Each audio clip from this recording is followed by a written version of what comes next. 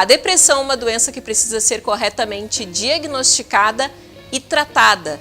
Esse é o tema do Insight de hoje.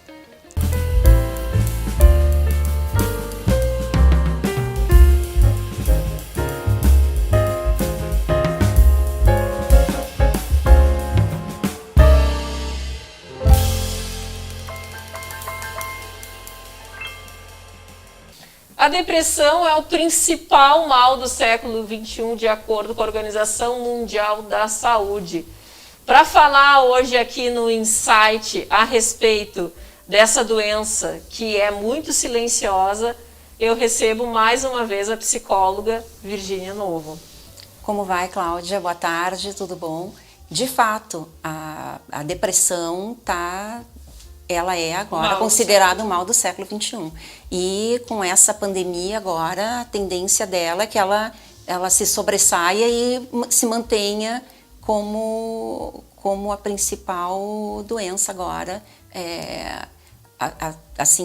atingindo a situação psíquica das pessoas, né? Tá complicado. O que é depressão, Virgínia, para a gente conceituar para quem está nos assistindo? A depressão, ela consiste num mal generalizado, assim, é uma angústia generalizada, sabe? É um sentimento muito grande, assim, de vazio, uma sensação de perda de autoestima. Ela, na verdade, ela realmente ela é generalizada, ela vai atuando em toda a psique da pessoa, vai afetando de uma forma muito, muito intensa, né? Realmente é um quadro complicadíssimo e a gente não pode não dar uma atenção especial a quem sofre desse mal, né, atualmente. Quais são os sintomas? Eu te pergunto isso porque muitas pessoas confundem a tristeza, que é a normal, né? Sim. Todo ser humano ele fica feliz e triste, com a depressão. Tá. Quais são os sintomas da depressão? Acho importante primeiro a gente definir, né, separar o que é a tristeza da depressão.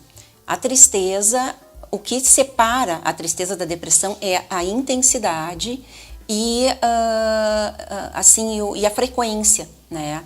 Então, se é muito intenso, já deixou de ser tristeza. Tristeza é aquele momento, sabe?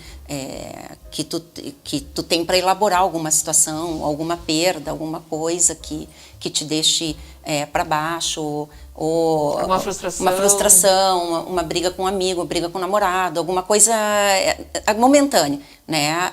Mas tu tem que cuidar para ela não virar a depressão. No caso, para ela virar depressão, tu vai depender da intensidade ela vai ser frequente, né? Então é uma frequência, uma intensidade muito mais intensa, digamos assim, né? E o que caracteriza, né, a depressão, conforme tu perguntasse?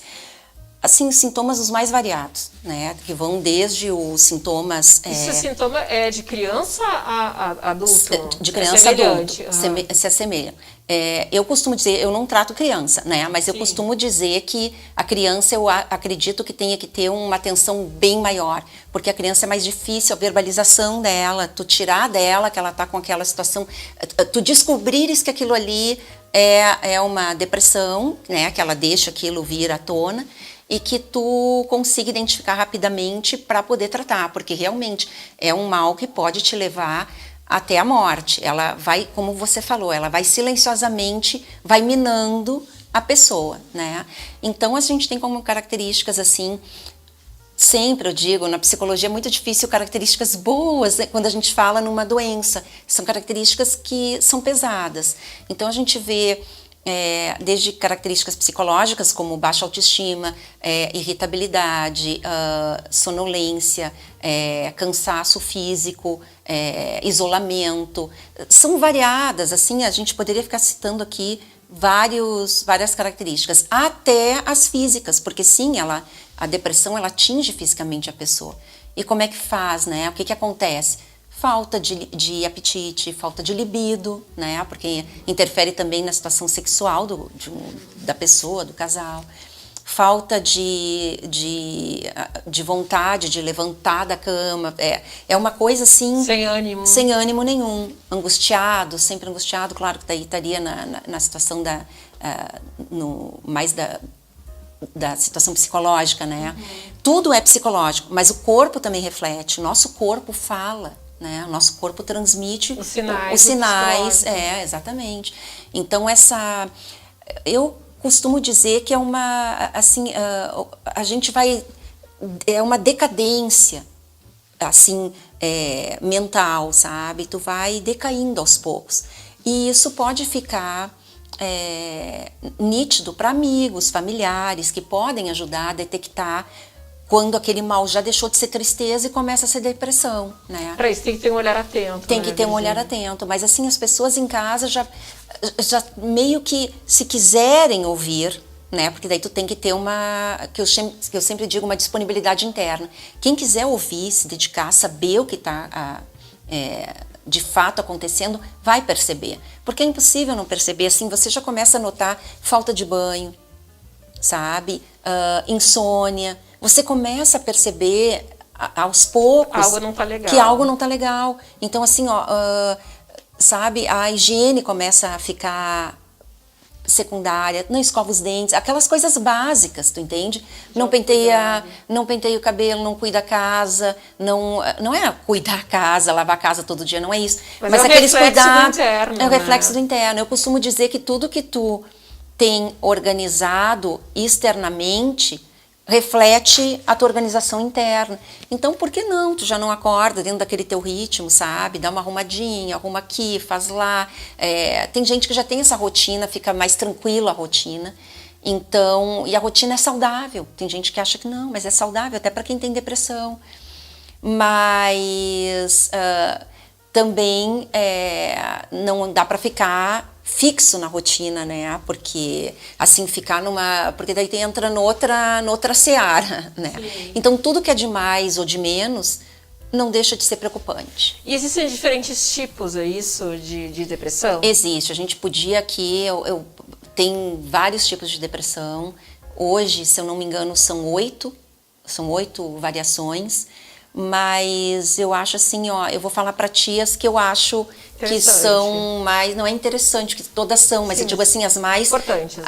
as que mais se salientam, as que estão em maior número, que eu acredito que sejam essas que eu vou citar. Uma delas é a depressão pós-parto, né, que é aquela que está relacionada diretamente a hormônios. Então a gente está vendo muitas situações agora dessas mães que têm uma dificuldade num primeiro momento hormonal.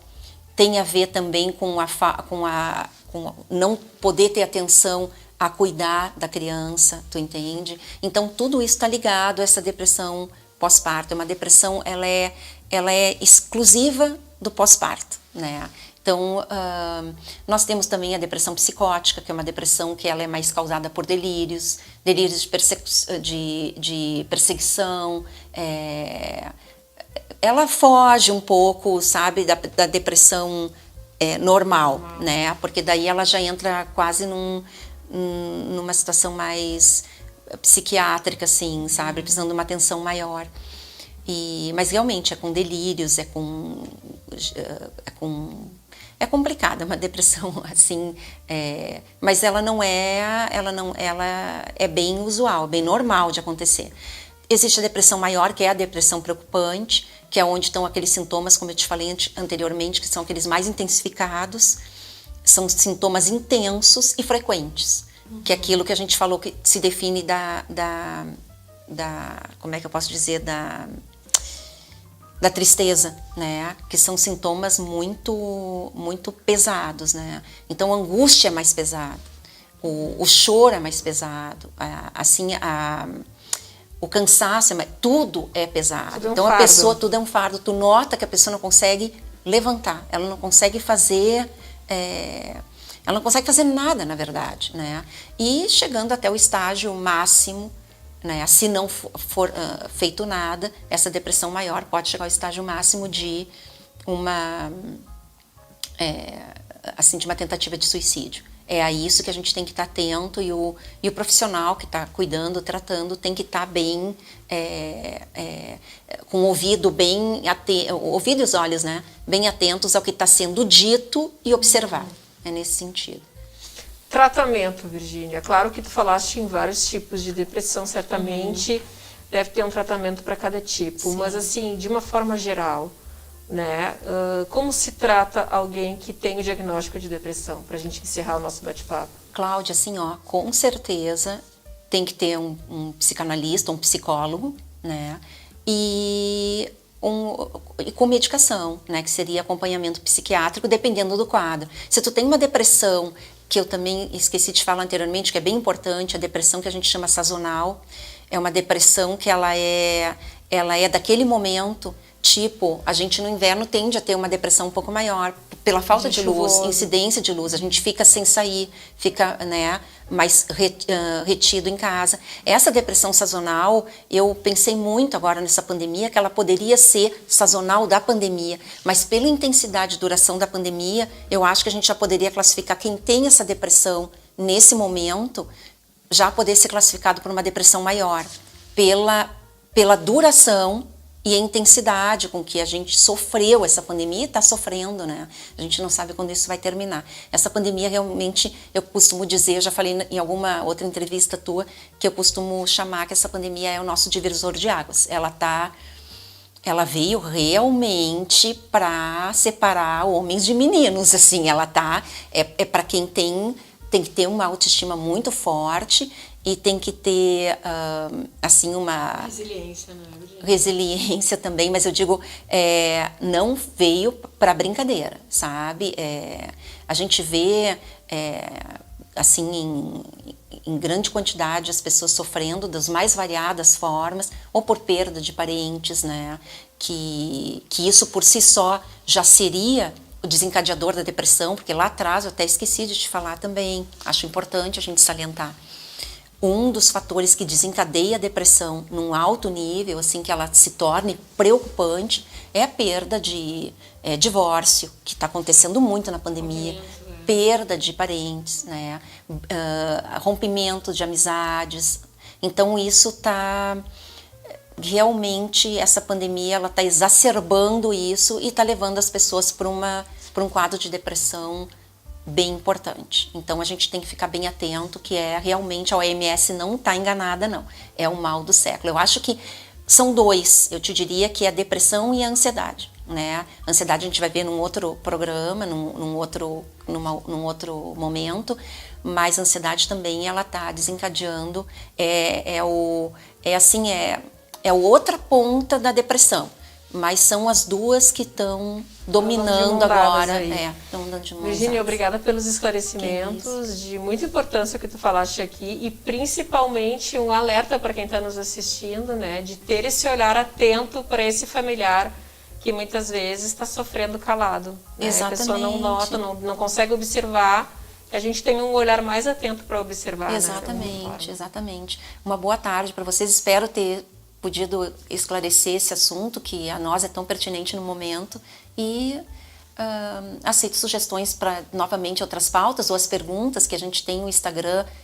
Eu tenho meu Instagram disponibilizado no programa também, que eu possa responder algumas perguntas para vocês a respeito disso ou das próximas pautas também, sugestões. A gente fica aberto aqui, vai ser com o maior prazer que a gente vai receber essa solicitação de próximos assuntos para a gente desenvolver.